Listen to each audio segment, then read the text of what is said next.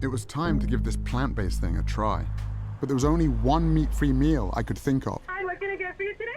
Could I get 2 bean burritos, please? Bean or beef? Bean. All right, I'll see you at the window, okay? Thank you. You're welcome. When I went plant-based, I thought that it would be a longer transition, but I just immediately started feeling and not need the recovery in between. It was mind-blowing to my teammates. They were tired of me saying, like, let's go again and again. Recovery is the most essential element of an elite athlete's existence. It's damage repair, and you do that over and over again. Because if you can do more work and more repair, you're gonna be the better athlete.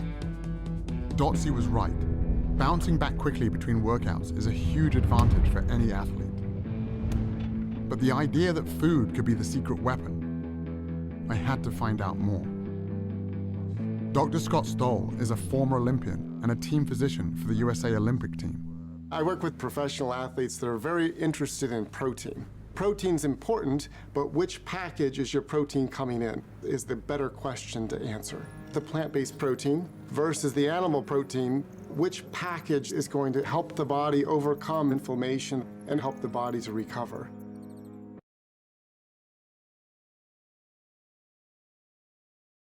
In animal products, you're getting protein packaged with inflammatory molecules like Nu-5GC, endotoxins, and heme iron. When we consume animal products, it also changes the microbiome, the bacteria that live in our gut. And the bacterial species that have been shown to promote inflammation overgrow and begin to produce inflammatory mediators like TMAO.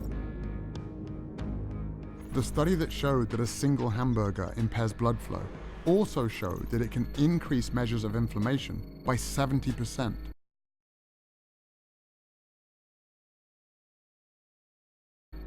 In the arteries, inflammation reduces blood flow. In muscles and joints, it can increase soreness and delay recovery.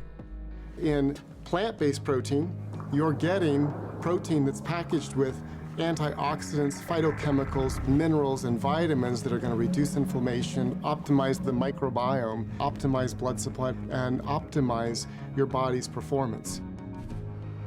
The antioxidants Dr. Stoll was talking about are found almost entirely in plants, which have, on average, 64 times the antioxidant content of animal foods. Even iceberg lettuce has more antioxidants than salmon or eggs. As a result, switching to a plant-based diet can help reduce measures of inflammation by 29% in just 3 weeks. I was about ready to retire, as I should have been, because I'm like 35 at that time. But I just kept getting better, and so they had to take me to the Olympics. We were complete underdogs as Team USA. In our semifinal ride against Australia, we were down by 1.7 seconds. No one's ever come back in team pursuit from a deficit that large. And we beat them on the line by 8/100ths of a second.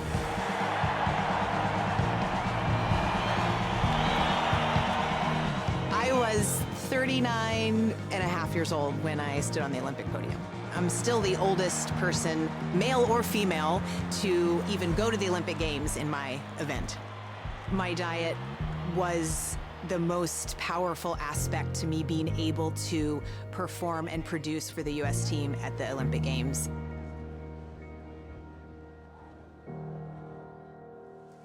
All of these athletes and their stories were impressive, but my goal from the beginning was to recover from actual injuries, like the damage I'd done to my knees. And he's down at the line of scrimmage in the arms of Derek Morgan. Derek Morgan had been on a similar journey. In the NFL, the injury rate is 100%. It's a violent game. Hit hard and goes down there. And so how you respond to injury and how quickly you heal from injury is important, because if you're not on the field, you're not helping the team. I was reading the research and seeing that a plant-based diet could be beneficial specifically for recovery. And so I started incorporating it and I started seeing really good results with it. I was recovering better. I wasn't getting as sore. I was a lot less swollen. Basically, to confirm what I was feeling, I got my blood tested. 6 months after being on the diet, all of my markers were down, my blood pressure, my cholesterol. But the main thing I was looking at was the inflammation marker in your blood, and mine was almost obsolete. It wasn't there anymore.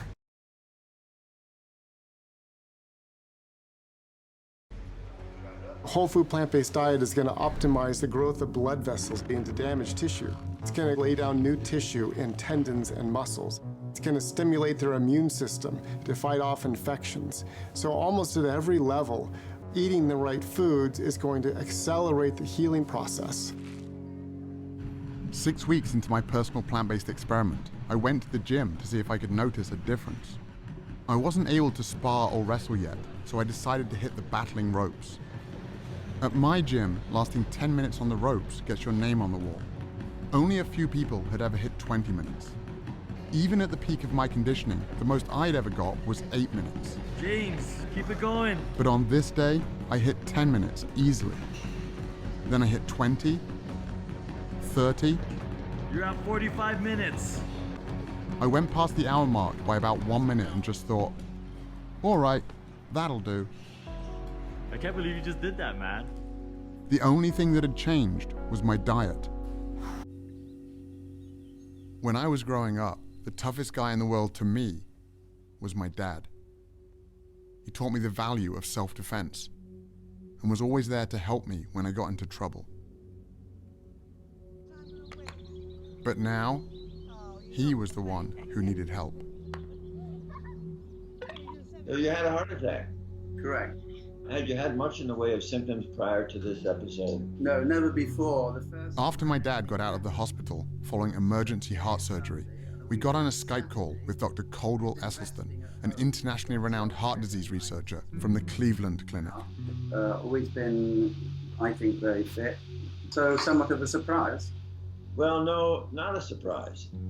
In all of Western civilization, there is nothing more common than coronary artery heart disease. And that is because of the foods that most people eat every day.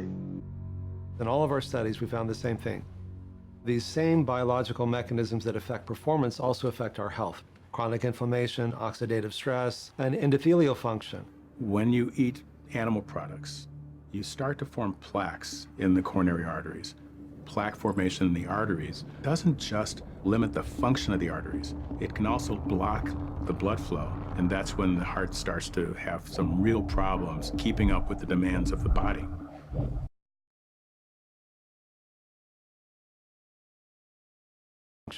When you eat animal products, you start to form plaques in the coronary arteries.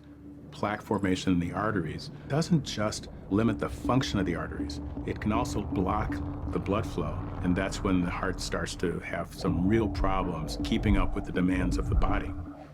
In terms of heart disease, oftentimes there's confusion. People think that, well, I don't eat red meat, so I'm okay. We know that it's more complicated than that. It's not just red meat. It's not just the fat. For nearly 50 years, we were told that the primary cause of heart disease was saturated fat and cholesterol, and that leaner meats, lower fat dairy products, and egg whites were the solution. But the research now shows that the other inflammatory compounds in animal foods, like those that can impair athletic recovery, also play a significant role in the development of heart disease. We're going to do a whole lot better by just getting rid of the animal products. And there are really good biochemical reasons for that. Heme iron is one of them, for example.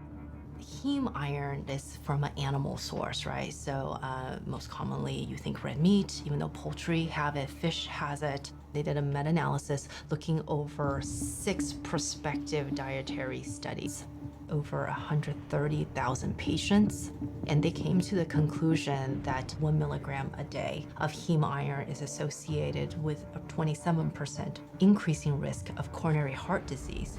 To put that in perspective, an average hamburger patty has about 2 to 3 milligrams.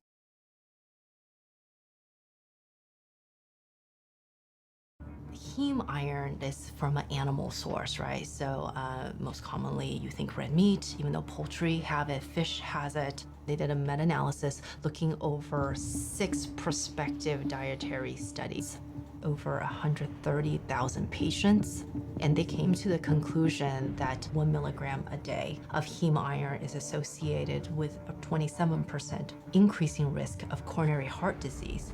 To put that in perspective, an average hamburger patty has about 2 to 3 milligrams. And it isn't just the iron in animal foods that can cause problems. It's actually the animal protein itself. It's not just red meat, not just chicken, not just eggs, not just milk. It's the ingestion of any animal protein.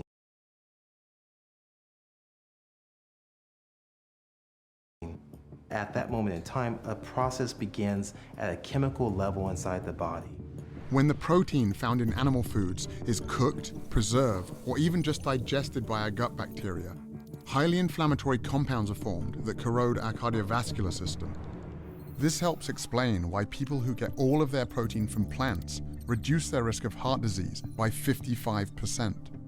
It would also help explain why the only diet that has ever been shown to actually reverse heart disease is a plant-based one. What we found is that in the first month, there was improvement in blood flow and the heart began to pump blood more normally. After a year, even severely clogged coronary arteries became measurably less clogged, and even more improvement after 5 years. But in the randomized control group, who were doing just what their doctors told them to do at the time, less red meat, more fish and chicken, little exercise and so on, their arteries got more clogged after 1 year and even more clogged after 5 years. While all of this sounded promising, my dad didn't just need to get better, he needed to get better fast. The stents in his heart were only a temporary solution. He could have another heart attack at any moment. I found some hope at a firehouse in Brooklyn, where Dr. Esselstyn's son Rip, a former firefighter and professional triathlete, was launching some of New York's bravest on a powerful new program. What's the #1 killer of firefighters in the line of duty? Heart attacks.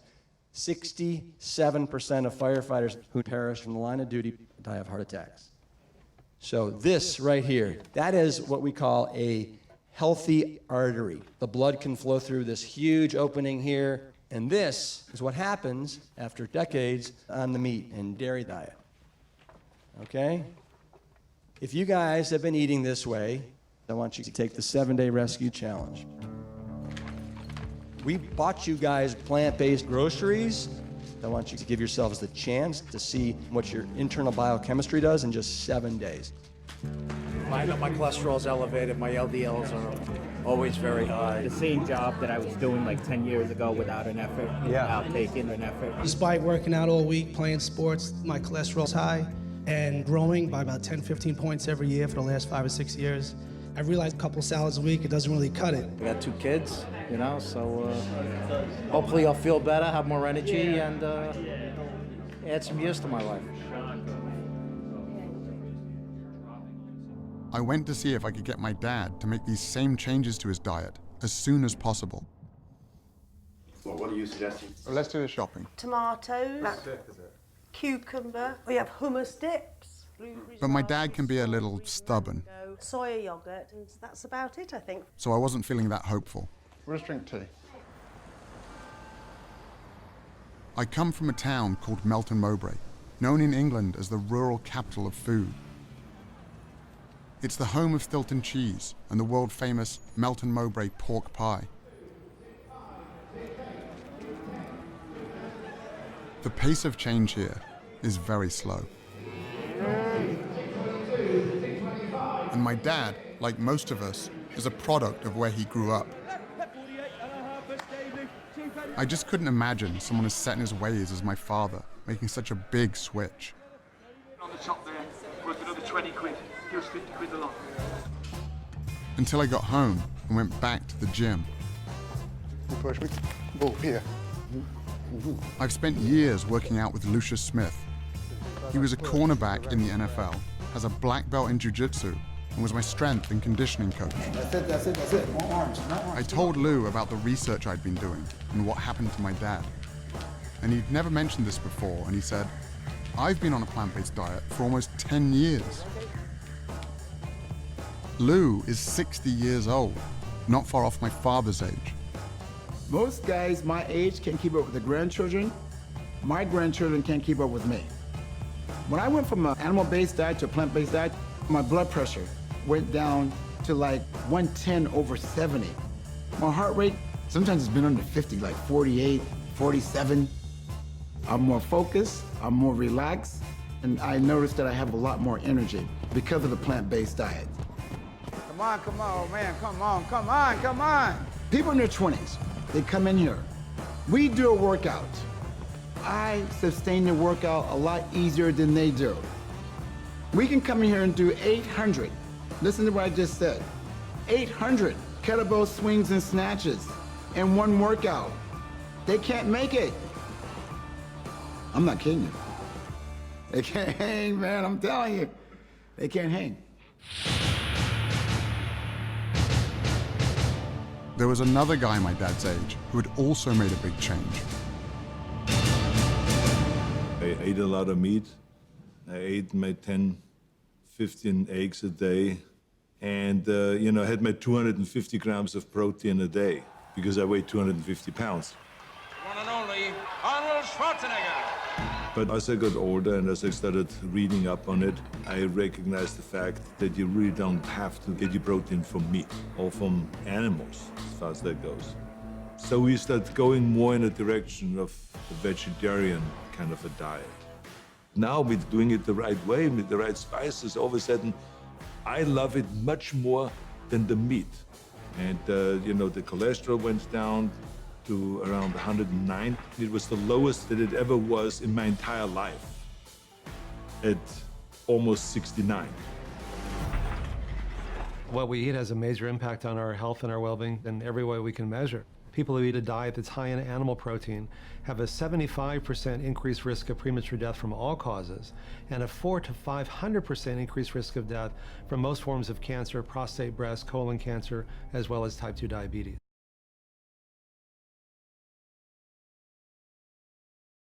What we eat has a major impact on our health and our well-being in every way we can measure. People who eat a diet that's high in animal protein have a 75% increased risk of premature death from all causes, and a 400% to 500% increased risk of death from most forms of cancer, prostate, breast, colon cancer, as well as type 2 diabetes. The amino acids that come from animal sources tend to make our cells rev up and multiply faster. For example, there is accumulating evidence that high consumption of proteins from dairy sources is related to a higher risk of prostate cancer.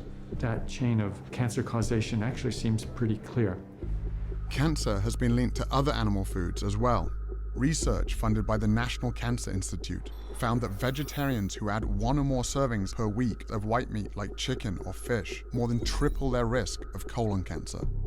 So it's not one set of dietary guidelines for improving your performance as an athlete, another one for reversing heart disease, a different one for reversing diabetes, a different one for reversing prostate cancer. It's the same for all of them. But what about our teeth? Aren't they proof that we're built to eat meat?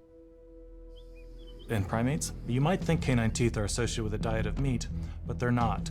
In gorillas, when males want to intimidate other males, they will show the length of their formidable canines.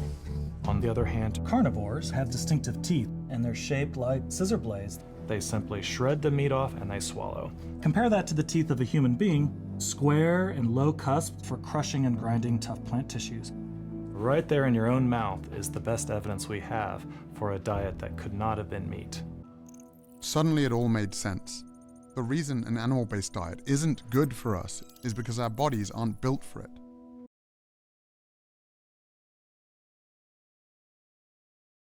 It's simply the wrong type of fuel. The only thing that didn't really fit was B12, an important vitamin that everyone kept warning me you could only get from animal foods. It turns out that B12 isn't made by animals after all. It's made by bacteria that these animals consume in the soil and water. Just like with protein, animals are only the middlemen. Before industrial farming, farm animals and humans could get B12 by eating traces of dirt on plant foods or by drinking water from rivers or streams. But now, because pesticides, antibiotics, and chlorine kill the bacteria that produce this vitamin, even farm animals have to be given B12 supplements. And up to 39% of people tested, including meat eaters, are low in B12. As a result, the best way for humans to get enough B12, whether they eat animal foods or not, is simply to take a supplement.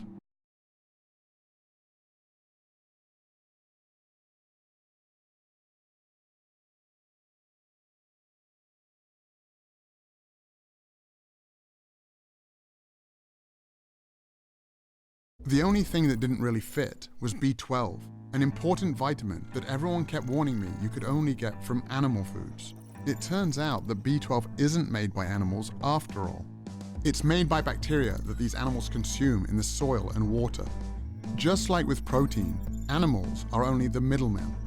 Before industrial farming, farm animals and humans could get B12 by eating traces of dirt on plant foods or by drinking water from rivers or streams.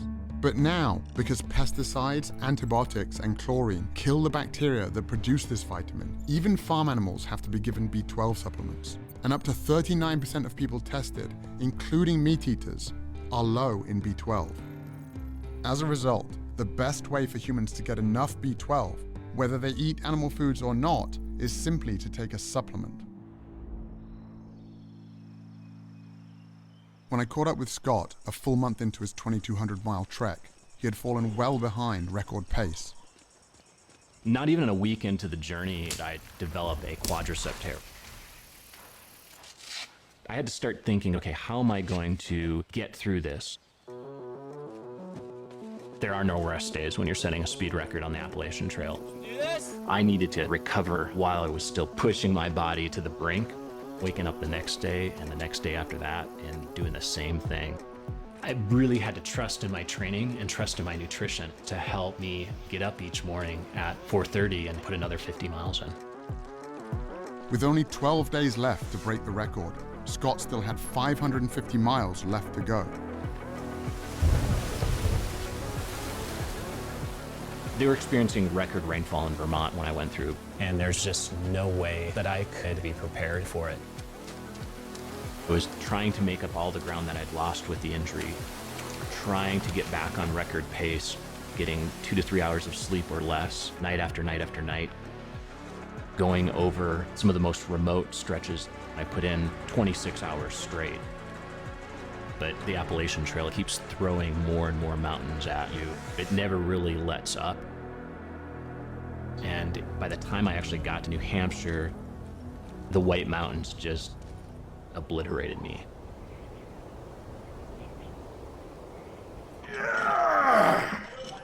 With less than 2 weeks remaining, Patrick continued training for his world record attempt to carry more weight than anyone in history. I started lifting weights when I was 14 years old because I was kind of wimpy and small in that time. And I wanted to be some kind of hero, able to help if something happened. This is my mom and dad.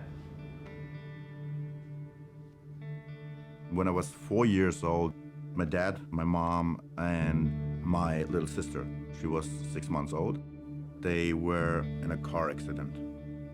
And only my mom survived the accident. So when I was young, I had these fantasies of being super strong, and if someone got trapped, being able to help them get out.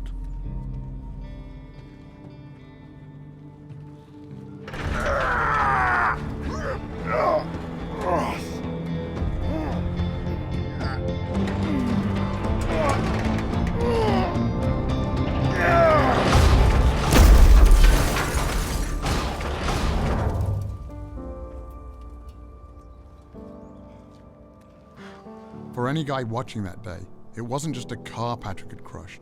It was a myth they'd been fed their entire lives. Steak.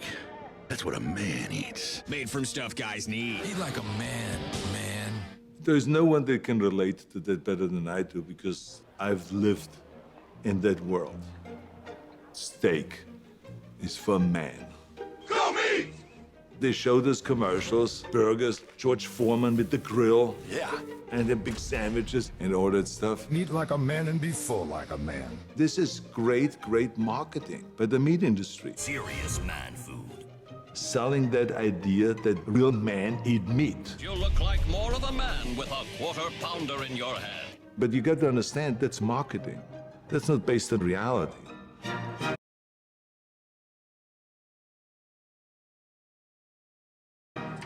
Okay, I'm going to take you down to the exam room. When I think of a manly man, I think of somebody who has strength, endurance, sexual prowess, and fertility.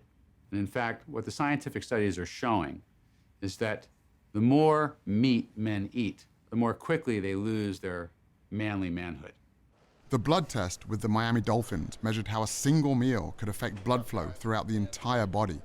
I asked Dr. Spitz if he could conduct an experiment with 3 collegiate athletes, but this time on a more specific part of the male anatomy. So, here's a model of a penis. Dr. Spitz is the lead delegate of urology for the American Medical Association. When it comes to the penis, he literally wrote the book. Now, you're going to be putting this device on yourself. One ring goes on the base of the penis, and the other ring goes on at the tip of the penis, just behind the head of the penis. It knows how tight to squeeze to know when an erection is starting, because when it squeezes, it'll determine, oh, it's now of a larger circumference, something's happening. What we're going to look at is what effect the meal you have has on your erections that night. And you're going to be eating 2 different kinds of meals. For this study, on the first night, we gave the guys burritos that had meat, beef, chicken, pork, but really high-quality meats, grass-fed, organic. On the second night, we gave them very similar burritos, but we swapped out the animal portions for plant-based protein. It's really good. I thought this was gonna be nasty, I'm not gonna lie. I didn't think we were gonna eat a burrito, I thought we were gonna get a salad. This study is going to take advantage of a natural function that occurs in men when they sleep. Men's bodies create erections, and this occurs throughout the night while the subject is asleep. Once an erection happens, this device can sense it, and a printout is generated of how firm the erection was, how long it lasted, and how many of them there were, to see if we can see a physical effect on erections as a result of what they just ate for dinner. This is where we take a look at the results. So Mason, I'm going to give you your results first. Let you take those out. Okay. The bigger the circumference, the harder the erection. And so you'll notice that that first circle, which is the meat meal, is not as big a circle, it's not as hard an erection as that second circle, the vegan meal. Now let's look at the second sheet. The second sheet is a accumulation of how many erections and for how long you had over the course of the night. So that first stubby graph is really, it's not the size of your penis. I'm struggling. It's not the size of your penis, it's how many minutes throughout the night you had erections. Wow. Blake, let's take a look at your results. Oh, no. Okay? Hold composure. And look, again, like Mason, you were more erect after the plant-based diet than the meat-based diet. Okay, how about how often you had erections? Wow. That's almost a 500% difference. Dang, man. That's crazy. Blake, you ready for yours? All right, here you go. You had about a 13% change in the hardness of your erections. Okay, let's look at how many or how long you had erections for. Bro. Show it, dang it. Yeah, don't hold out. Oh. Bro, that's an hour, bro. So you guys all had a very similar response to the meat meal versus the plant meal. That's crazy. Yeah, growing up, and if I saw some big dude at a restaurant eating a big old steak, and so I'm like, oh, I need to be like that. And then like I see like a guy ordering a salad off the menu, I'm like, he's soft, right? Yeah, I'm like, oh, that guy, Yeah, what is he's he doing? soft. But really, at the end of the night, the guy eating the big steak is soft, and then the other guy is a hard.